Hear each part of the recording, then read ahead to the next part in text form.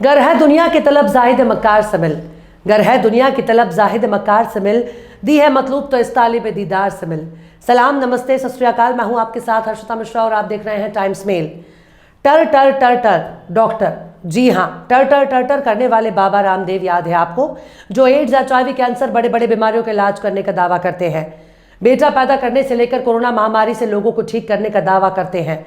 मोदी जी के मंत्रियों के जरिए प्रचार करते हैं। लेकिन बहुत पुरानी कहावत है, नीम हकीम खतराए जान, यानी नीम और हकीम के चक्कर में जान जा सकती है। पर इस वक्त बाबा रामदेव पर सुप्रीम कोर्ट अपना हंटर चला दिया है और रामदेव की चूड़ी टाइट कर दी है। सुप्रीम कोर्ट ने बाबा रामदेव को ऐसा झटका दिया कि अब उसके चमत्कार के कारोबार का पलीता लग सकता है। ये वही बाबा रामदेव है जो पूरे देश को उल्लू बनाते हैं और वादा करते हैं कि अगर नरेंद्र मोदी प्रधानमंत्री बनते हैं तो डीजल और पेट्रोल 30 से 35 रुपए में मिलेगा। भाजपा की सरकार भी बनती है और मोदी प्रधानमंत्री भी बनते हैं, पर बाबा रामदेव अपने उस वादे का जिक्र आने पर भाग खड़े होते हैं और सवाल पूछने पर कहते हैं आप पूछ फाड़ ले मेरी।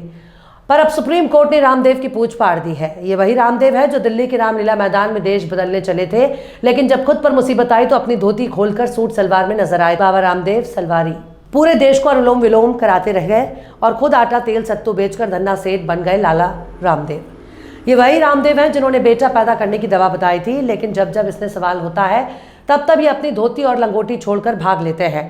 महामारी के दौर में आपदा को अवसर में तब्दील करने के लिए रामदेव ने कोरोना की दवाई बनाने का दावा किया।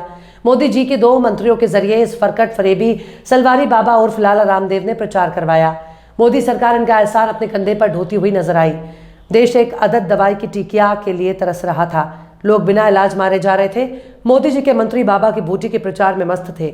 महामारी के दौर में बेचारी जनता ऑक्सीजन की कमी से मारी गई। मरीजों के इलाज में अनगिनत डॉक्टरों ने अपनी जान को गंवा दिया, पर यही रामदेव ऑक्सीजन से मरने वालों का मजाक बनाते नजर आए। इस देश के डॉक्टरों का मजाक उड़ा रहे थे। लेकिन बाबा रामदेव पर जब सुप्रीम कोर्ट ने हथौड़ा चलाया तो टर टर टर करने वाले रामदेव का टर नहीं निकल रहा। सुप्रीम कोर्ट ने मंगलवार को बाबा रामदेव की कंपनी पतंजलि आयुर्वेद के गुमराह करने वाले दवाओं के विज्ञापनों पर रोक लगा दी है। कोर्ट ने पिछले साल कंपनी का ऐसे विज्ञापन नहीं देने का निर्देश दिया। कंपनी ने इसे नजरअंदाज किया। इस पर कोर्ट ने कंपनी और मैनेजिंग डायरेक्टर आचार्य बालकृष्णन को अवमानना नोटिस जारी किया है। Supreme court Indian medical association की ओर से 17 अगस्त 2022 को दायर की गई याचिका पर सुनवाई कर रहा था। इसमें कहा गया है कि पतंजलि ने कोविड वैक्सीनेशन और एलोपैथी के खिलाफ नकारात्मक प्रचार किया, खुद की आयुर्वेदिक दवाओं से कुछ बीमारियों के इलाज का झूठा दावा किया। केस की अगली सुनवाई 19 मार्च को होगी। बीते साल भी जब इस मामले में सुनवाई हो रही थी, तब भी सुप्रीम कोर्ट ने रामदेव की कंपनी पतंजलि आयुर्वेद को फटकार लगाई थी और चेतावनी देते हुए कहा था कि अगर उनके प्रोडक्ट को लेकर इसी तरह के भ्रामक विज्ञापनों का प्रसारण जारी रहेगा तो उन पर 1 करोड़ रुपए का जुर्माना लग सकता है। कोर्ट ने निर्देश दिया कि पतंजलि आयुर्वेद भविष्य में ऐसा कोई विज्ञापन प्रकाशित नहीं करेगा और यह भी सुनिश्चित करेगा कि प्रेस में उसके ओर से इस तरह के कैजुअल स्टेटमेंट ना दिए जाएं। इसके साथ ही मामले में एलोपैथी बनाम आयुर्वेद की बहस नहीं बनाने की भी हिदायत दी थी, लेकिन बाद में पता चला पतंजलि ने सुप्रीम कोर्ट के आदेश को ठेंगा दिखा दिया। हालांकि 2 हफ्ते में सुप्रीम कोर्ट ने कारण बताओ नोटिस का जवाब मांगा है। रामदेव ऐसा क्यों कर रहे हैं? क्या उनको देश की सबसे बड़ी अदालत से कोई डर नहीं लगता, या वो सुप्रीम कोर्ट का सम्मान ही नहीं करना चाहते? रामदेव के खिलाफ सुप्रीम कोर्ट की कड़ी फटकार के बाद भी उन पर कोई फर्क नहीं पड़ता। जनवरी में ही कई तस्वीर उनके सोशल मीडिया अकाउंट से पोस्ट की जाती है जो बताती है कि रामदेव की नज़र में सुप्रीम कोर्ट की क्या अहमियत है। सुप्रीम कोर्ट ने केंद्र से भी जवाब मांगा है। आखिर केंद्र सरकार ने क्या एक्शन लिया है?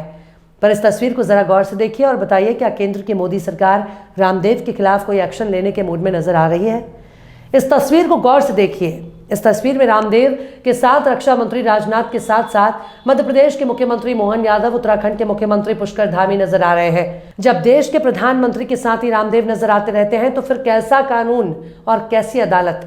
Supreme court Indian medical association द्वारा दायर एक याचिका में कहा था कि पतंजलि तमाम बीमारियों के इलाज का दावा करती है और एलोपैथिक दवाओं की काबिलियत पर संदेह करके डॉक्टरों को बदनाम करने वाले सभी भ्रामक विज्ञापनों के खिलाफ आदेश देने की मांग की गई थी।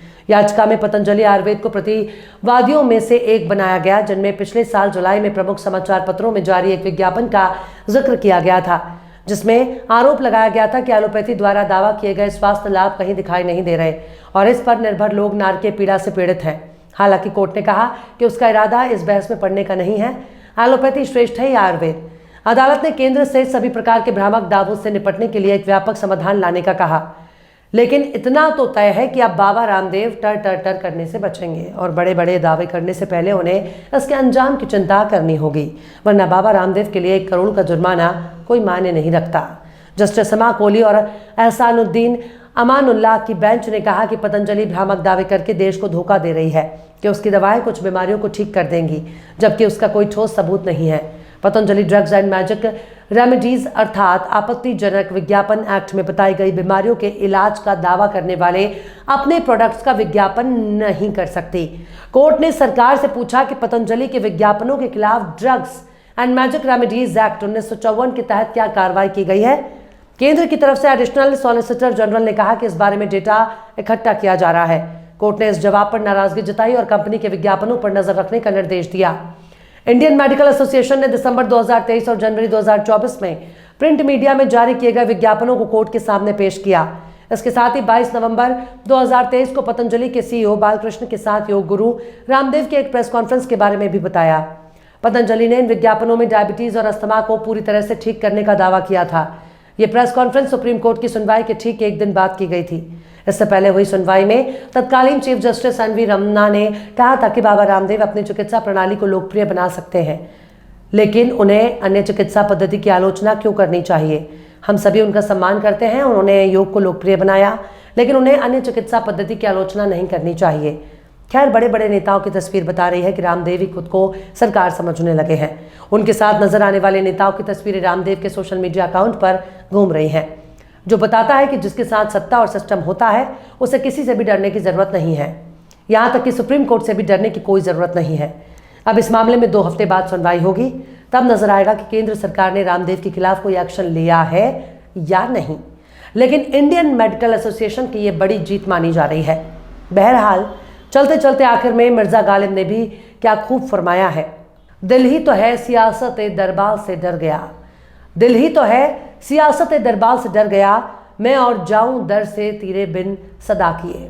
फिलहाल इस वीडियो में बस इतना ही। ये वीडियो आपको कैसा लगा कमेंट बॉक्स में आप जरूर बताइएगा। वीडियो पसंद आए तो लाइक करें। हमारे वीडियो लिंक को फेसबुक, ट्विटर, व्हाट्सएप पर अपने रिश्तेदार, यार, दोस्तों को भी शेयर करें। और बेबाक, निष्पक्ष, स्वतंत्र पत्रकारिता को सपोर्ट करने के लिए आप हमारे चैनल टाइम्स मेल को जरूर से सब्सक्राइब करें। और हाँ, बेल आइकन की घंटी वाली बटन भी आप जरूर से दबा दें ताकि आपको हमारे आने वाले नए वीडियो की नोटिफिकेशन फौरन ही मिल जाए। फिर मिलते हैं किसी और वीडियो में एक नई खबर के साथ। हर्षिता मिश्रा को दीजिए इजाजत। जय हिंद। तो देख लिया आपने हमारे इस वीडियो को।